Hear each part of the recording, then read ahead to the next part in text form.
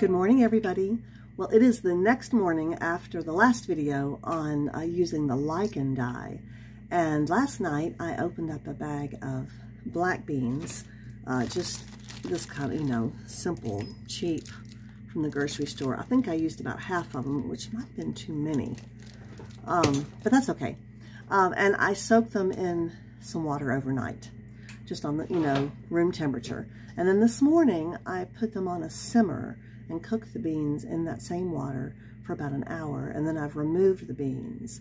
And so it is a lovely dark water. I'm sorry, the noise in the background is Lucy. Oh, hang on. Okay, so I've removed the beans, and we might have those for supper. It's a lot of beans. That's, how many cups is that? 2 cups, over 2 cups of black beans. I don't think we can eat that for supper. So a little bit of beans goes a long way. And then I have taken 55 grams of the Cheviot fiber that I had yesterday, and I've put it into an alum bath. Now I read a blog post on a blog called The Knotted Nest. A lovely young woman who does, I'm sorry, the cat is distracting me. She does dyeing with, I think she's using plant fiber yarn. She's using cotton and linen, and I'm using wool. But anyway, I wanted to know how to do black beans a little more, and she said, yes, you need a mordant. So I pulled out my alum, and I've used it for the first time. So with 55 grams of fiber, I need less than 10% of alum. So that would be like 5 grams or less of alum in the water. So, and 5 grams is like a teaspoon. So that's what I did, was a level teaspoon in some water in another pot that I have decided to use for dyeing. So let me show you what's going on down here. So here's my fiber. It's sitting here. I have it on it was warm water, and I have it on low heat. I'm not going to let it boil or even really steam. I don't want it to get hot. I just, I want the alum to soak in there for about an hour. Matter of fact, I might turn it off now that everything is kind of warm. And back here I have my bean water. It's also on just a warm burner. I don't want it to do anything too hot either. I don't think a whole lot of heat is necessary. I really want there not to be any shock for the fiber. So I want this to be kind of warm and that to be warm, and just to transfer it over and not have a big temperature change. So I'm going to keep that back there. That pot doesn't seem big enough. But the other thing you don't want to do with wool is to pour liquid on it, because that agitates it a little bit and can felt it. So I've got about an hour to wait, about 45 minutes to wait. So I'm going to boil myself some water over here and make myself some coffee and have breakfast while I wait. While I'm waiting on that fiber in the alum bath and finishing my breakfast, I might as well do a little spinning. So I thought I would continue with this Malabrigo noob to get it off my wheel and get it off my bobbins, because I really want my bobbins available for other fiber.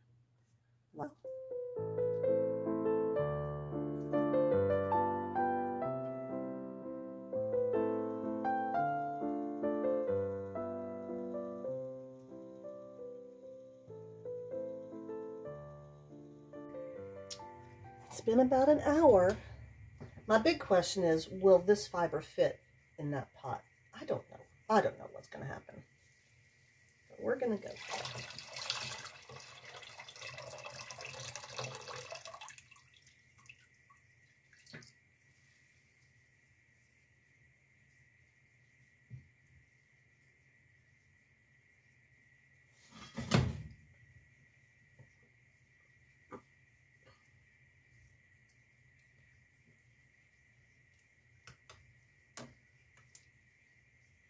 Looks very gray. I was hoping for a blue. We'll have to see what I get.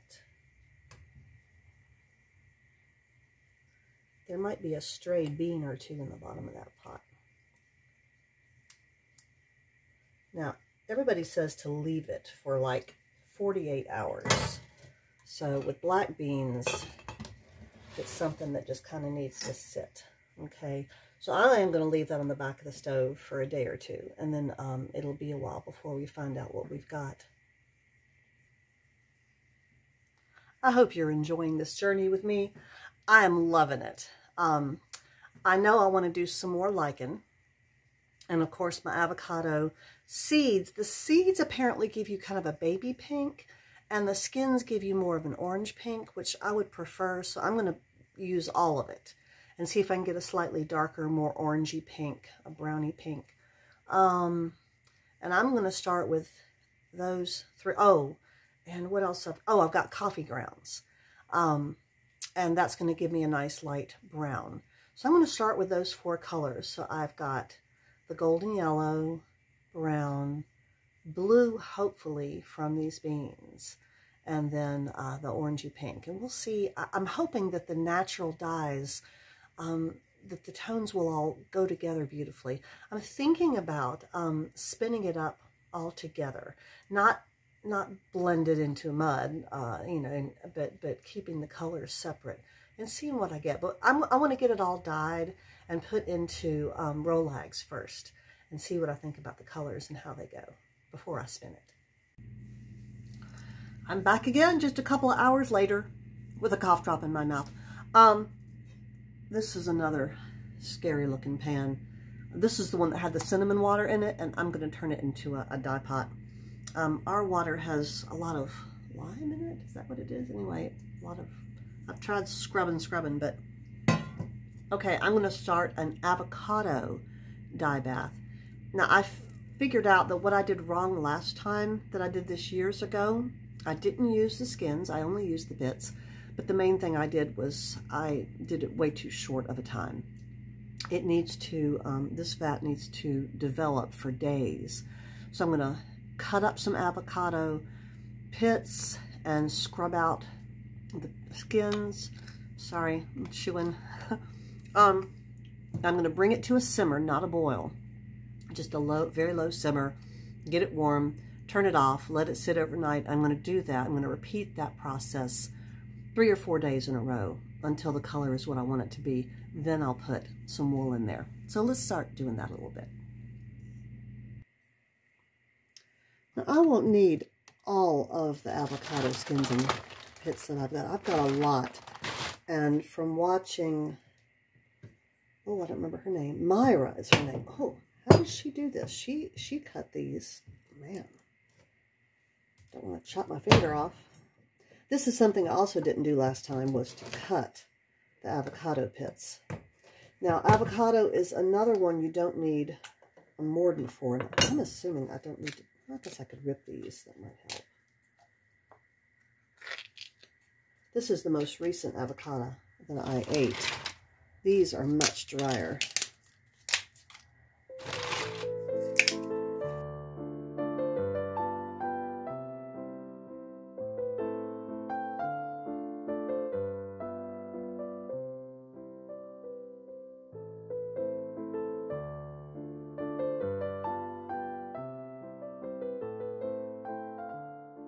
Now, I'm going to bring this to just a simmer, and then take it off the hob and let it start to soak overnight. So today is Friday, so I'd say on Monday, that's good timing, on Monday I should be ready to work on this. Okay. All right. So this is, I've got beans back here. Now, I did read on my Natural Dye Facebook group. It's kind of a hoopy group. I read that using beans, like black beans, berries, and most flowers, that those are fugitive dyes and they don't last. I don't know if this is true. I did use an alum mordant. They didn't mention doing that. All right, so beans, avocados. Isn't it fun? Good morning, everybody. You know that you're a crazy dyeing lady when you're outside clipping rosemary for a dye pot in the rain.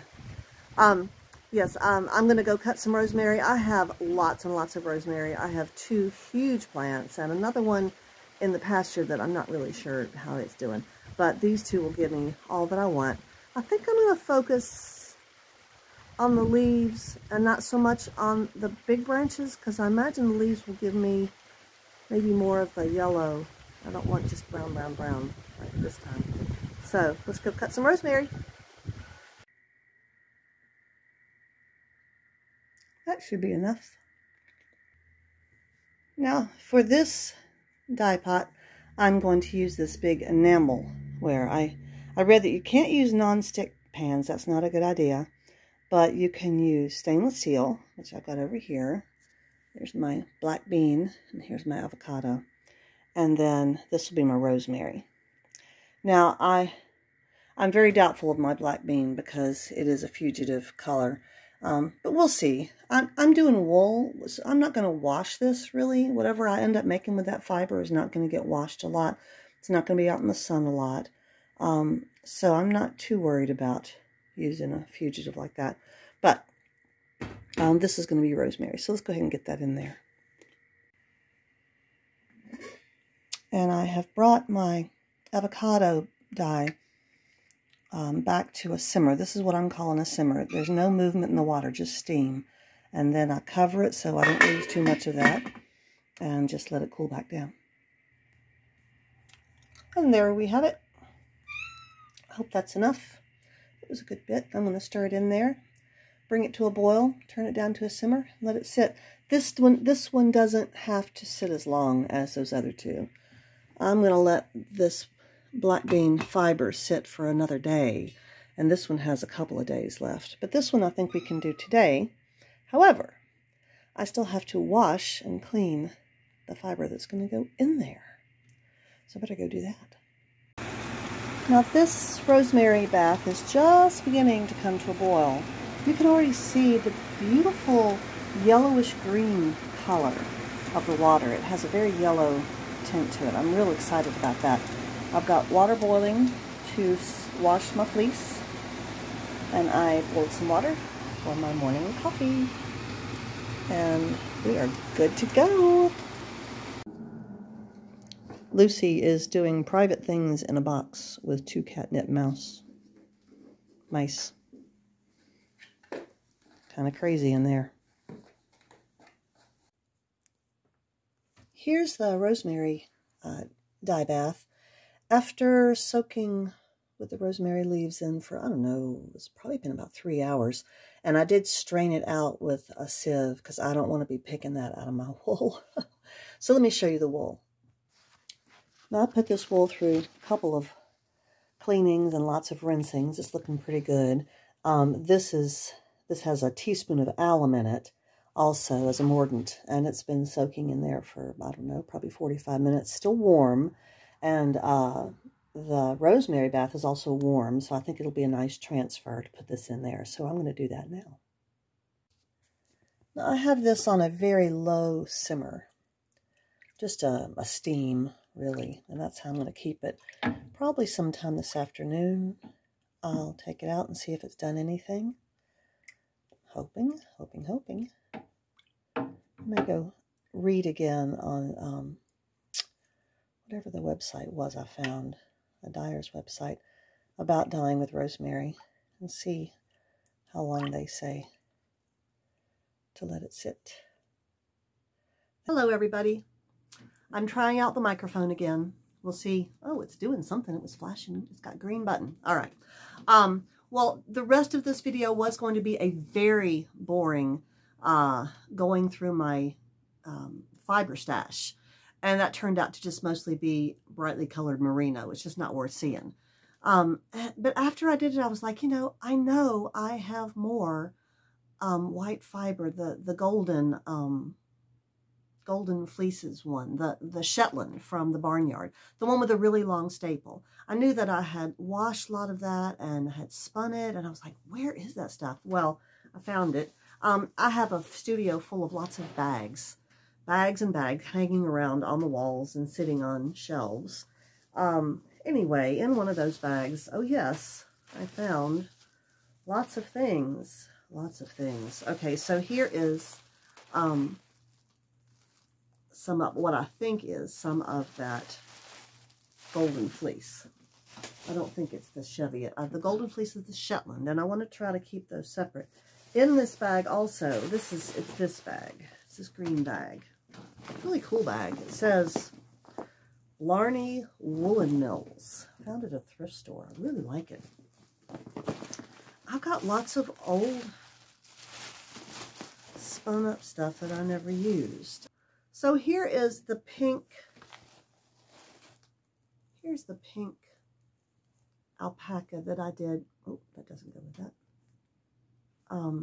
Years and years ago with avocado. I don't know if you can tell that that's pink. It's a very pale, dusty pink. Now, this is a bag of some of my oldest. You can see that yellow right there. Can you see the yellow? I think that was what was in the turmeric. Here's some more of that, but some of it is just so, honestly, it's poorly dyed because it's so pale. But I will say it has held its color. It was never very dark, and it's held its color. This is a somewhat yellow one. But I rushed all of those dyes back then because I didn't know any better. I thought they were supposed to go fast. So I just, you know, I let the dyeing material maybe come to a boil or a simmer, and then I just put the wool in, stirred it up, maybe left it for an hour and took it out. The only fiber in here that I'm really interested in at this point is this spun up double ply wool that I'm going to put into the avocado bath. So the black bean bath is soaking with its wool, and the rosemary bath is soaking with its wool, and the next one to go is the avocado, and it is looking so dark. I've heated it up and cooled it twice now. I think I'm going to do it again. I'm going to submerge this wool. Oh, it's so pretty. It's really pretty. I was quite pleased with that. I'm going to put it in some warm water and then put it into that and see what, I hope I get a dusty brown pink. I don't want a baby pink. So we'll do that. I'm not going to do coffee grounds because apparently I think that is a fugitive dye. But I've replaced that with the rosemary, so I still have 4 that I'm working on. And then I'll do more lichen. I have been collecting lichen, but I'm leaving them outside in some pots full of soil, some old pots that I had plants in, because I want them to stay outside, stay alive, stay moist. I don't want to bring it in and dry them out inside. So that's what I'm doing with the lichen now. And there's still a lot on the ground. And I found out that our little... some kind of a flowering ornamental cherry tree in the front is covered with lichen. It's just got so much on it. So, and I even, hang on a second, back outside too, but I even found one little piece of beard, old man's beard lichen or something. That's a different lichen than the ones I've been collecting. Totally different. So I may have to identify that. I think I'll put it back outside too so it can moisten up again.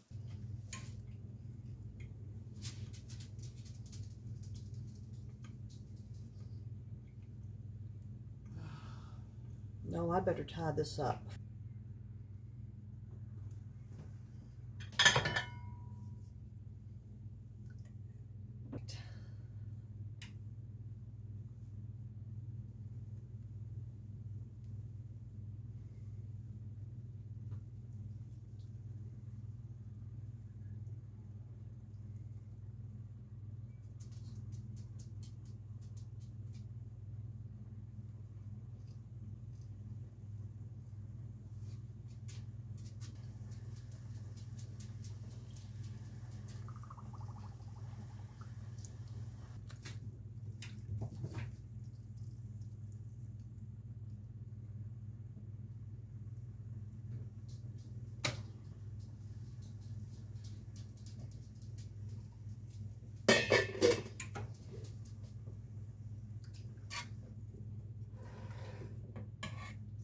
See how dark that is?